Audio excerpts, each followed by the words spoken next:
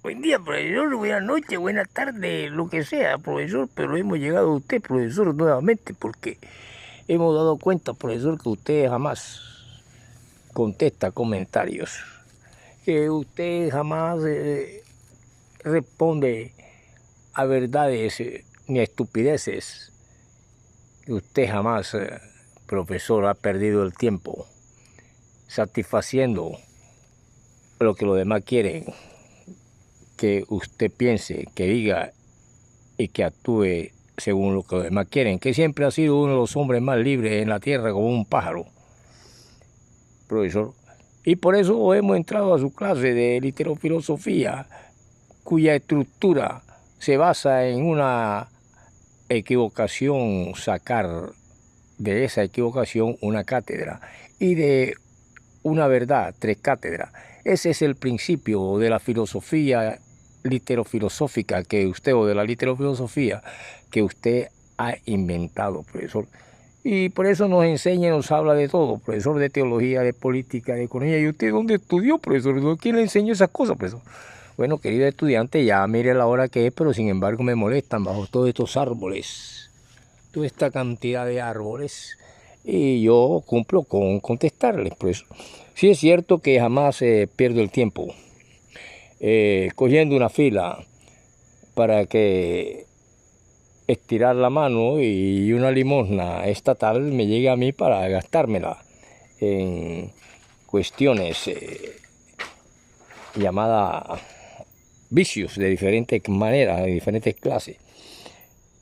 Lo que trato de decir es sencillamente que en todas las clases sociales, en la media hay gastos, en la baja, gastos, en la alta, gasto, que de todo depende de un presupuesto del hombre y su felicidad y su viabilidad en la vida, de un presupuesto, y que ese presupuesto determina el bienestar del hombre o el sostener su empresa o el sostener su cantidad de empleados o sus cuestiones. ¿Por qué no dice esto, profesor? Hombre, sencillamente, querido estudiante, porque si la literofilosofía nos enseña estas cosas, nos está enseñando a vivir. Y por eso su profesor Robinson Ferreira le da lo mismo si existe una reforma del Estado, para bien o para mal. El profesor Robinson Ferreira, aún en su edad, se gana algo haciendo esto aquí, haciendo esto allá, sobreviviendo, porque su presupuesto de vida no depende de una regalía de un Estado. Sencillamente, a través de la literofilosofía se lucha por desmantelar el cinismo político y desmantelar las mentiras de la demagogia política y sus triquiñuelas y sus cuestiones. A nosotros nos han presentado que todos los presidentes que ha tenido Colombia, todos muestran lo que hacen. Todos muestran, mira lo que el presidente Duque ha hecho. Mira que el presidente Duque esto y esto y esto. Mira que la seguridad de Álvaro Uribe, y los enemigos muestran lo contrario. Y así sucede también con la actual presidencia de Colombia. No depende la presidencia de Colombia de que en una clase de literofilosofía un profesor diga que llegó y que es un sofisma, que a los hombres que de tercera edad se les dé algo. Es un sofisma, porque todos los hombres de 50, 60, 70, 80 años, la gran mayoría dignos, no andan detrás de estas cosas para que sencillamente gastárselos en ron o en droga o en cualquier otra cosa. Se lucha por el presupuesto de la familia, y por eso se mencionan a los harapientos, a los sucios, a la negrita que anda por la calle comiendo toda clase de porquería, y que realmente todos han ofrecido hospitales públicos, bueno, todos ofrecen reformas sociales, salud, no sé qué, pero que realmente llega un momento en que se vive en otra comunidad, en otro pensamiento, y se es producto de una clase dominante, como es el mismo Estado, un monstruo que domina un monstruo que tiene sus propios reglamentos y que realmente está sujeto a un pueblo a eso. Y así ha sido desde la época en que en aquella Grecia, cuando nacen esos grandes oradores como Demóstenes, en esa Atenas, allá en el 300 y pico antes de Cristo, y que muere en un octubre, algo así por el estilo, y Desístenes, aquel creador prácticamente de la democracia debido a cosas de reformas, y todavía estamos hablando de reformas, más no de cambios estructurales, que es lo que significa revolución. Por lo tanto, sea sí, profesor, porque usted cuando se equivoca, nosotros sabemos que vienen cátedras. Y cuando dice verdades sabemos que continúan cátedras. Y eso es la literofilosofía. Por lo tanto, sabemos, profesor, que usted es uno de los hombres que gana aquí, gana allá y sobrevive. Y tiene buenos zapatos, buenas camisas, buenos etcétera, etcétera. Y tiene su familia. Pero que usted ve que usted realmente está fuera de estas cuestiones estatales, y que usted no se preocupa por comentarios ni por satisfacer a nadie con sus gustos, ya sean políticos, ya sean deportivos, ya sean etcétera. Sí, porque usted no pierde ni 20, 50 minutos viendo que hace la selección Colombia y viendo al Junior, profesor. Eso, al que le gusta, que le guste, al que le gusta el billar, que le guste el billar, al que le gusta comer moco, que coma moco. Lo mío es otra cuestión. Sí, profesor, porque precisamente nosotros estamos analizando que usted mencionó un tipo que Guillén, profesor, y dijo Colombia. Sabemos que usted nos enseñó una vez que se habló de los 10 mejores de Cuba en un libro, y que todo esto tiene la mano metida Nicolás Guillén de Cuba. Y nos ha hablado también de otro gran hombre, también escritor, Alejo Carpentier, y nos ha hablado de tantas cosas, profesor. Y por eso sabemos y lo comprendemos, y sabemos que usted tiene su familia que le ha ayudado. Usted lo que está diciendo, profesor, según entendemos como literofilósofo, que es una materia que no está hecha para satisfacer a nadie, sino para pensar sobre los fenómenos que existen alrededor, sociales, culturales, políticos, económicos, etcétera, y que la literofilosofía abarca esto como un ente que permite pensar.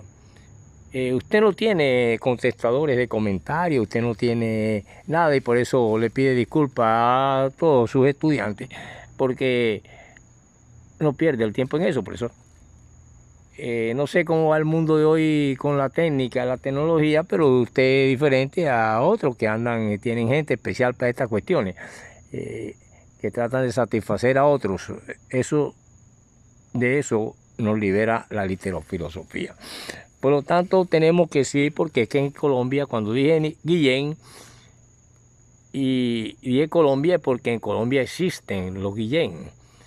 Uno de los grandes participantes, creo que fue el ganador de No hay canciones para Osiris Maguete, Teobaldo Guillén o algo así por el estilo, Ramón Elian Vaca,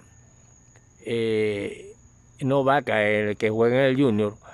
Ramón Elian Vaca ganó con No hay canciones para Osiris Maguete, pero Teobaldo Guillén, un gran escritor y dramaturgo y hombre de teatro, es un Guillén aquí en Colombia, Teobaldo Guillén. O sea que ese apellido se encuentra en Colombia y en muchas partes, y que hay escritores, hay poetas, hay etcétera. Eso fue lo que se trató de decir en esa silexis cuando mencioné Guillén y Colombia, porque Nicolás Guillén es cubano. Por lo tanto, esa estructurada, y que si fue estructurada revolución cubana, sí fue una revolución, y una revolución estructurada, y una revolución capacitada para soportar y resistir, porque su pueblo fue reeducado primero para resistir y para sostener con su honor la revolución lograda, aunque hayan venido de causa donde también intervinieron precisamente los opositores, los combatientes, los otros sistemas que se vuelven enemigos, pero que en cierta forma apoyaron a esta revolución, como fue la cuestión norteamericana en un principio. Y fíjese todo lo que ha pasado. Por lo tanto, no se preocupe de que si el presidente de Colombia o el presidente de otra parte o los presidentes que han visto, aunque hayan hecho una pésima y criminal campaña, sean que hayan matado de una forma o de otra, hayan violado la vida y violentado la vida de otras personas, sean en combate o no en combate, siempre van a decir que sus gobiernos sacan solamente lo mejor que han hecho. Tú no ves lo que hizo Duque. Duque hizo esto y esto y esto. Tú no ves la seguridad de Uribe. Tú no ves que el presidente le regaló unas tierras a unos campesinos. Eso no se trata. Ya vimos que la reforma y la democracia antigua, donde proviene de Sistine, se debido a reformas. Cuando en la época de Filipo, creo que era el papá del que llegó a ser Alejandro Magno, allá en Macedonia. Entonces, por lo tanto, queridos estudiantes, cuando vemos la cuestión de literofilosofía, estamos tratando de no tener una verdad absoluta, ni de inquebrantable, y que hay por mucha oratoria y por mucha demagogia decir que el Estado no es un monstruo. Y todo el que está como en mi obra Ritus o el títere de caucho, que participó en la regional de escritores al lado de Federico Santo Domingo, Ramón Ilián Vaca, Julio Laciregui, profesor de la Sorbona de París en esa época, que ganó con Vestido de Bestia algunos premios nacionales como Galindo, Carbonell, Teobaldo Guillén, y una cantidad de personas que escribieron 105, ese escrito ahí, a manuscrito mío, Ritus, nos está hablando de que el Estado es un monstruo y que el Estado es totalmente apático a todos los sinsabores de un pueblo que lo lleva a determinada persona a ejercer el poder o ser la cabeza de este monstruo, al cual se le hace un ritus. Por eso la obra se llama Ritus o el títere de caucho, de Robinson Ferreira, que tiene el nombre de Eddie Muriel en Odas de Arena. Por lo tanto, siempre así ha sido el Estado. Y lo fue el Estado del Imperio Romano, el Estado de los Césares, el Estado norteamericano, el Estado ruso, el Estado de esto y esto y esto, porque ya hay una cuestión que después se va a fragmentar y se llama el Estado y la Revolución. Ya nace un Estado, pero también nace un pueblo revolucionario. Y así es del Estado hablaron muchos filósofos, donde algunos lo llaman Leviatán, Schopenhauer, y otro donde realmente el Estado es un anticristo, que fue el que fue llevando poco a poco al superhombre, o llevando poco a poco a ser estudiado por alguien llamado Adolf Hitler, y esto conformó su cultura y creó un hombre como ese. Y tiene que ser un estadista llamado Adolfo Hitler, y que estudió a Friedrich Nietzsche, que por eso el gran Maquiavelo, cuando ve cómo es la vida de los príncipes, él no inventa nada, sino que él describe ahí y dice lo que hacían los príncipes y los reyes y todo aquello que gobernaba, que eran, digamos, los estados de antes, en época de teocracias y de reyes. Vemos ahí claramente cómo realmente se aparta después del pueblo quien lo guía, y que conforma un estado con la bota militar, sus 12 no apóstoles bíblicos, sino sus 12 ministros, etcétera, etcétera, y cada uno lleva la rienda de algo, y aquí hay un botín, que es el gran botín de las riquezas nacionales, que con los intercambios políticos internacionales vienen a traer a flote a una nueva clase que muchas veces provienen de las algunos dirigentes de las partes sufridas y que, igual que el profesor Ferreira, lucha por un CISBEN, según se dice, y que tiene que correr fila y que etcétera, en plena reforma, pero que el profesor Ferreira no depende del CISBEN porque aún todavía vive y se gana el pan de cada día. Y no hay jamás en el profesor Ferreira resentimiento, ni hay tampoco ninguna clase de envidia. ¿Por qué? Porque es uno de los hombres más libres que hay en la actualidad en el planeta Tierra. Por lo tanto, no está sujeta a esta clase de literatura a alabar a nadie, sea bueno o sea malo. Está sencillamente a crear cátedra de una equivocación y a crear 3 cátedras de una verdad. Y para eso se necesita sencillamente pensar y leer e investigar. Y que los hechos que han sucedido y que se explican en literatura son reales y se trabaja con seres reales, no imaginarios, ni suposiciones, ni gran deseo de que el elegido por mí es el Mesías, porque precisamente en esas teocracias antiguas, en esa forma de estados antiguos, los mismos santos profetas eran temidos porque le mochaban la cabeza a cualquiera, delante de quien sea, y lo hizo Samuel, cuando alguien se opuso con la cuestión de señalar un rey para el antiguo Israel. Continuaremos en la próxima. Y profesor Ferreira sabe vender hasta agua y embolar, sabe zapatería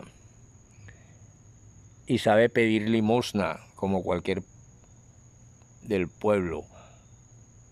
Y también puede vender el voto si hay quien lo compre.